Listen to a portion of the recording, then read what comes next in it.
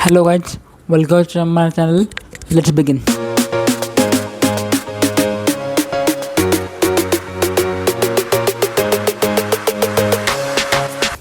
So guys, जब मैंने last video किया था एनाकोंडा का, तो उसमें उस वीडियो में मुझको ज़्यादा व्यूज़ मिला नहीं है।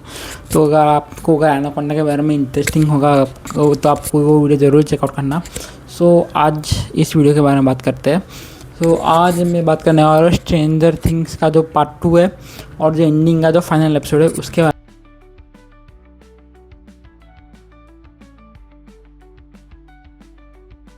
में, जो कि मैंने देख लिया है। एंडिंग का जो एपिसोड आया था वो 31 दिसंबर को आया था, मतलब न्यू ईयर को दिन आया था। तो फिर मैंने वो कल देख लिया था वो पूरा एपिसोड। सो जो 4 एपिसोड आए, चारों एपिसोड 1 घंटे के हैं। और एंडिंग का जो फिनाले का एपिसोड है, वो जो फिनाले का एपिसोड है वो मेरे 2 घंटे का है। वो यानी कि एक मूवी जितना लंबा एपिसोड है वो। तो अगर स्ट्रेंजर थिंग्स की अगर बात की जाए तो उसका जो पार्ट 1 था उसका मैंने रिव्यू किया है, तो रिव्यू आप ज़रूर चेकआउट करना। सो अगर इस एपिसोड के बारे में बात की जाए तो ये जो अपने जो कैरेक्टर्स हैं, इससे हम और ज़्यादा कनेक्ट होते हैं। अगर आपने स्ट्रेंजर थिंग्स, मेरे ख्याल से मैं जब से सीज़न 1 आया, मतलब लॉकडाउन में मैं देखा था, सीज़न 1 2 मैंने साथ में देखा था, तो उसके बाद से स्ट्रेंजर थिंग्स को फॉलो कर रहा हूँ। तो अगर आपने तब से देखा हो तो हर एक कैरेक्टर से आप जुड़े हुए हो, तो हर एक कैरेक्टर की जो इमोशनल डेप्थ और इमोशंस है वो आपको फील होते हैं। अगर आपने कुछ शायद से आपने अगर बिंज वॉच किया रहेगा तो आप उतने ज़्यादा जुड़े नहीं हो, क्योंकि हमने कैरेक्टर को फील किया है। और कैरेक्टर्स को जिस तरह शायद अभी जिस तरह कैरेक्टर्स ने डेवलप किया है कि हर एक कैरेक्टर के लिए हम फील करते हैं, वो इमोशन मेरे ख्याल से सबसे इम्पोर्टेंट था। सो हर एक कैरेक्टर, 11 था, विल था, माइक था, लूकस था, मैक्स थी, इन सब से हम जुड़े हुए फील करते हैं। तो कैरेक्टर्स को जिस तरह से उन्होंने एंड किया है वो काफ़ी बढ़िया है। अगर ये सीरीज़ की बारे में बात की जाए तो सीरीज़ का जो कॉन्सेप्ट है वो बहुत बहुत बेहतरीन है। मतलब सीज़न 4 की एंडिंग उन्होंने अच्छी किया, पर एंडिंग मेरे ख्याल से कुछ भी बेटर। एंडिंग के लिए कोई मैंने कुछ बड़ा एक्सपेक्ट किया था वो, पर वो कुछ बड़ा होता नहीं है। एंडिंग थोड़ी सी प्रेडिक्टेबल थी, पर एंडिंग अच्छी थी। मतलब ऐसा लगता है कुछ तो अच्छे एंड हुआ है। सो एंडिंग को मैं मेरे ख्याल से ठीक ठाक ही मानूंगा, मतलब अच्छी, मतलब एंडिंग अच्छी की है। मतलब इस कंपेयर अगर डार्क को मैं हमसे कंपेयर करता हूँ, मतलब वो टाइम ट्रैवल की सीरीज़ थी, पर जो उसकी एंडिंग थी और एंडिंग में जो कंक्लूजन था वो गजब लेवल का था। मतलब उस लेवल को ये एंडिंग मैच नहीं कर पाती, पर जितनी भी थी एंडिंग अच्छी थी। जो फाइनल एपिसोड था वो अच्छा था, उसमें जो 1 घंटे का, मतलब 1 घंटे तक वो एक्शन था वो अच्छा था। वेकना को जो जिस तरह से वो जाते हैं, वेकना को पकड़ते हुए जिस तरह से हर कैरेक्टर डेवलप होता है वो अच्छा था। लास्ट में जो 11 का जो वो सैक्रिफाइसिंग मूवमेंट था, मतलब मैं स्पॉइलर दे रहा हूँ, पर ऐसा मुझको ऐसा प्रेडिक्ट हो गया था कि 11 को सैक्रिफाइस करेंगे। सो वो मेरे को प्रेडिक्ट हो गया था, तो वो मेरे ख्याल से वो थोड़ा प्रेडिक्टेबल था।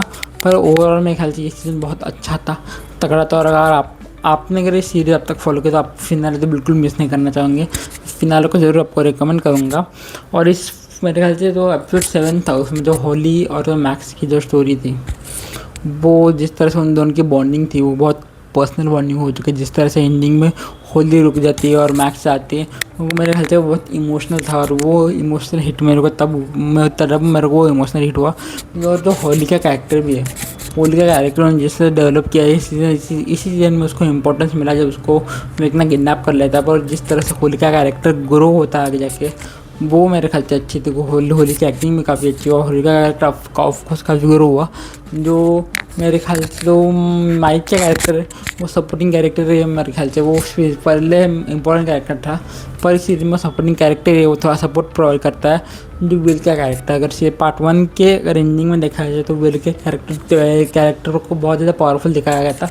मुझे लगा था कि ये मेरे बहुत ज़्यादा पावरफुल इस कैरेक्टर को और ज़्यादा पावरफुल यूज़ करेंगे, पर इस पार्ट 2 में उन्होंने 11 को ज़्यादा यूज़ किया। विल का 1-2 सीन से कुछ पार्ट्स में वो काम आता है, हाँ इम्पोर्टेंट रोल है उसको, कुछ पार्ट में वो काम आता है।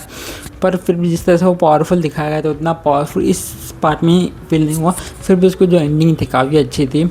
और अगर एंडिंग के बाकी जो एंडिंग काफ़ी सेटिस्फैक्टरी लगी मुझे, मतलब जिस तरह से वो किधर से वो सीरीज़ हुई और कितने आगे आके वो सीरीज़ खत्म हुई। मतलब एंडिंग जब देखा तो मेरे को सीरीज़ के एपिसोड याद आ जा रहे कि इसमें ये हुआ था, ये मर गया था, ये मिल गया, तो उनमें नॉस्टैल्जिया में लास्ट एपिसोड में फील हुआ।